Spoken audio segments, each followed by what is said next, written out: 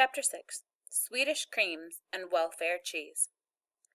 Mama stuck her head into the living room and said, "Byron, I want you and Kenny to go up to Mitchell's and get some milk, a loaf of bread, and a can of tomato paste for dinner."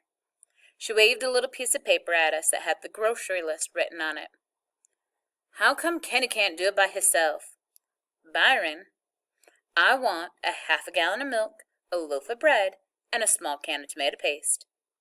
If you asked Mama why you had to do something and she didn't feel like explaining, she just repeated herself. She was chopping up onions for spaghetti sauce, and I guess the tears made it so she didn't feel like talking. If you were stupid enough to ask your question again, there would be the loudest quiet in the world coming from Mama. If you went totally crazy and asked the question a third time, you might as well have tied yourself to a tree and said, "Ready, aim, fire." Byron got the message and jerked up off the couch and walked over to the TV and punched the off knob. I knew this wasn't going to be a fun walk up to Mitchell's. We went into the kitchen. "Give me the money." "Just sign for it." "Just what?" "Just tell Mr. Mitchell you want to sign for it." Mama kept whacking the onions. "What? Just go in there and tell Mr. Mitchell I want to sign for some food?" "Your daddy and me made the arrangements last weekend, Byron. Mr. Mitchell will let us sign for groceries until payday. Lots of people do it. A half gallon of milk, a loaf of bread, and a small can of tomato paste." Mama started chopping the onions a little harder. "So I ain't got to give him no cash?" Whack, whack, whack. All of a sudden, Byron's face jumped like a bell went off in his head. "Wait a minute. I know what this means. We on welfare, ain't we?" I held my breath. If I found out we were on welfare, I was going to really have to get ready to be teased. "No, we're not on welfare." "I can't believe it. You gonna start serving welfare food in this house? You really gonna make me go embarrass myself by signing a welfare list for some groceries like a blanked peon?" I guess Vi hadn't been counting on how many times Mama had repeated herself. She smacked the knife on the kitchen counter and jumped right up in Vi's face. "Listen here, Mr. High and Mighty. Since you just gotta know, food is food. You've eaten welfare before in this house before, and if need be, you'll eat it again.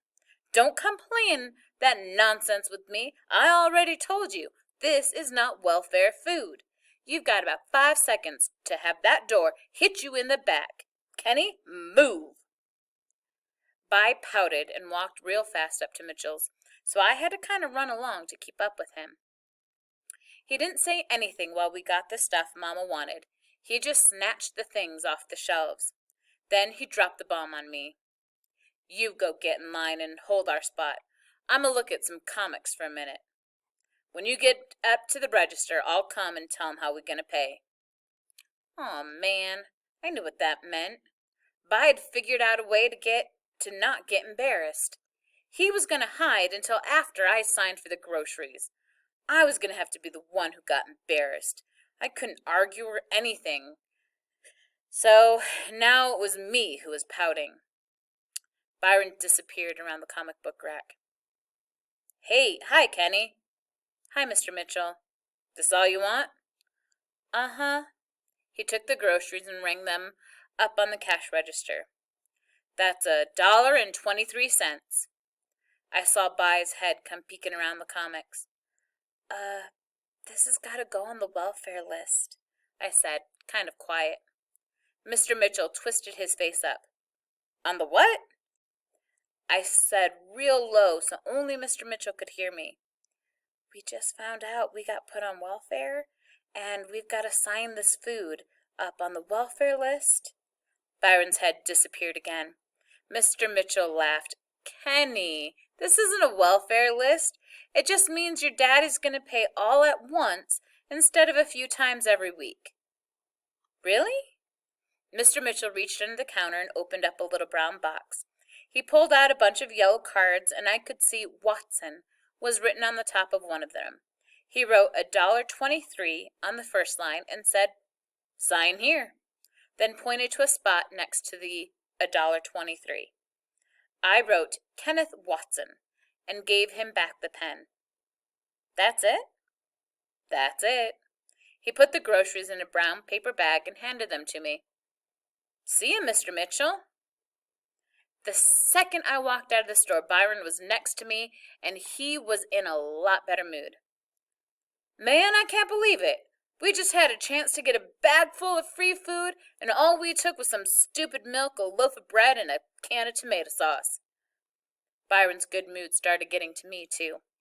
He was smiling and even put his arm around my shoulder as he walked. I couldn't help myself.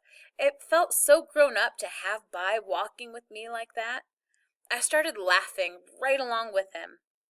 His mood was so much better that he even took the bag of groceries from me. Most of the time, when Mama made us go to Mitchell's, Byron would make me carry the bags from the store right up to the front porch. Then he'd take them from me, so Mama would think he'd carried them the whole way. But now, he started carrying them 4 blocks from home. This is just too much. All you gotta do is sign that stupid card and that old fool Mitchell will give you whatever you want. Too much. Now that By was happy, I had 2 questions I wanted to ask him. First, he'd said a word that I'd never heard before, and since he said it in front of Mama, I knew it wasn't cussing. As we walked home with his arms around my shoulder, I thought I might get a real answer from him. "Byron, what's a peon?" "A peon? Didn't you see the Magnificent Seven? Peons was them folks that was so poor that the rich folks would just as soon pee on them as anything else." I knew this had to be a lie. You could get yourself in a lot of trouble if you listened to half the stuff Byron said. But I asked my next question anyway. "What do you think the welfare food was that Mama said she gave us?" I wished I hadn't asked, 'cause this brought back his bad mood. He took his arm from around my shoulder and said, "I know what it was." He handed me back the groceries, too.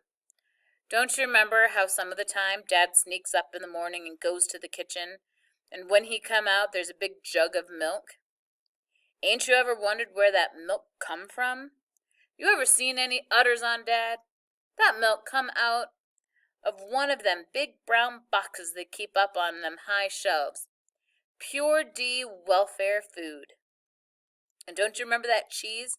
Who ever heard of cheese coming in a box as big as a loaf of bread? You ever try to pick one of them things up? Real cheese come in hunks or slices, not no blank loaf that weigh 40 pounds. I always thought there was something strange about that mess, and now I know. She been sneaking us welfare food.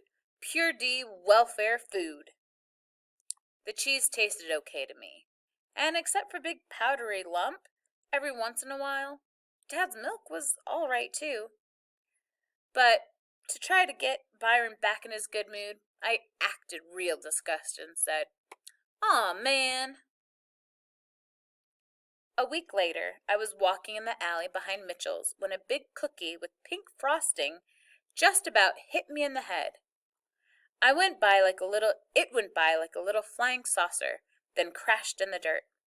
I looked all around and didn't see anybody, so I put my hands over my face and stood still because I knew if something weird like this happened once, it usually happened again.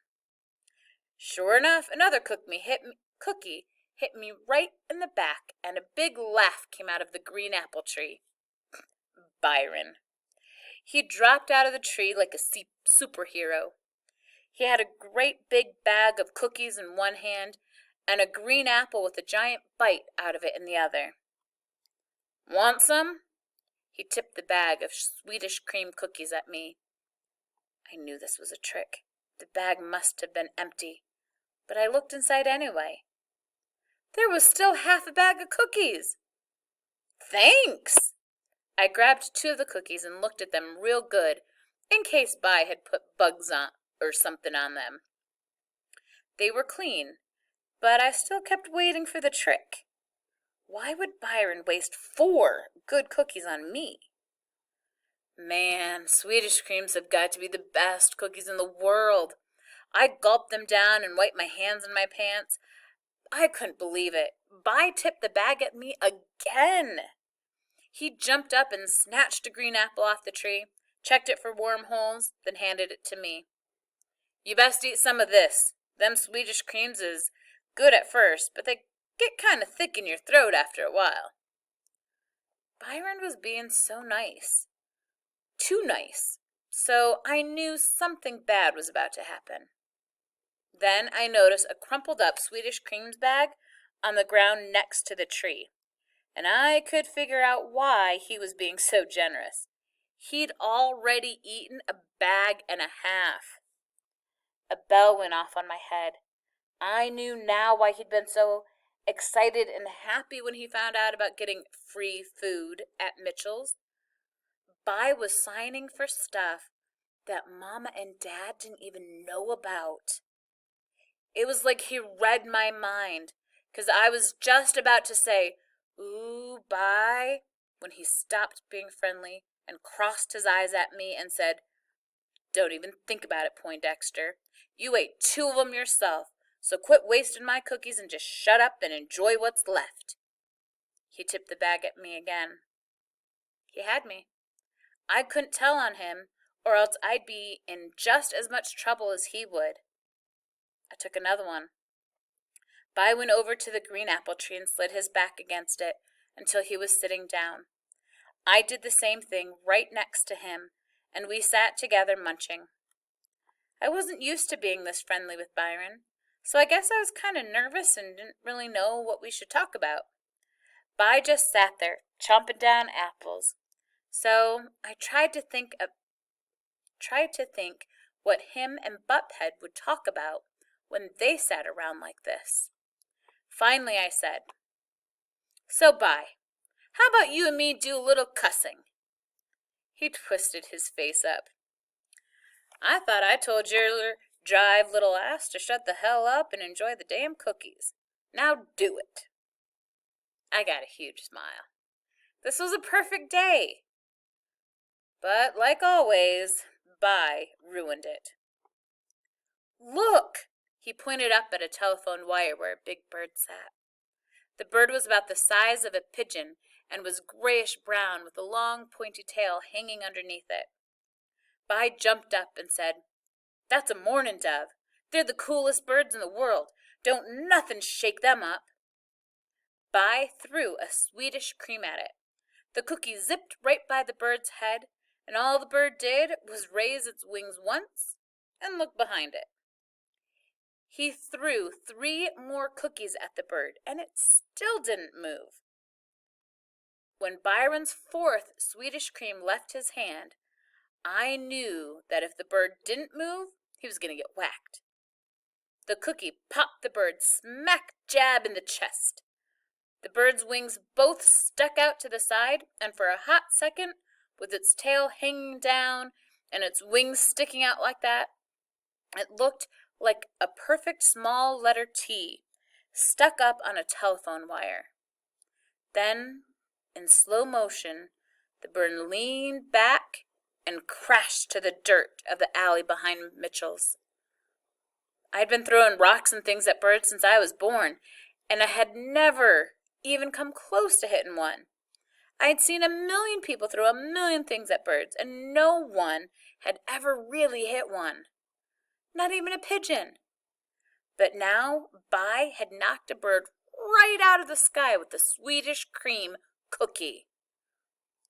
When I got to Byron, he'd picked up the bird and was holding it in his hands.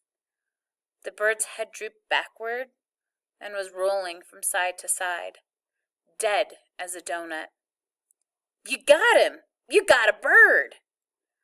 Byron held the bird in one hand, and with his other one gently brushed pink frosting off the dove's chest.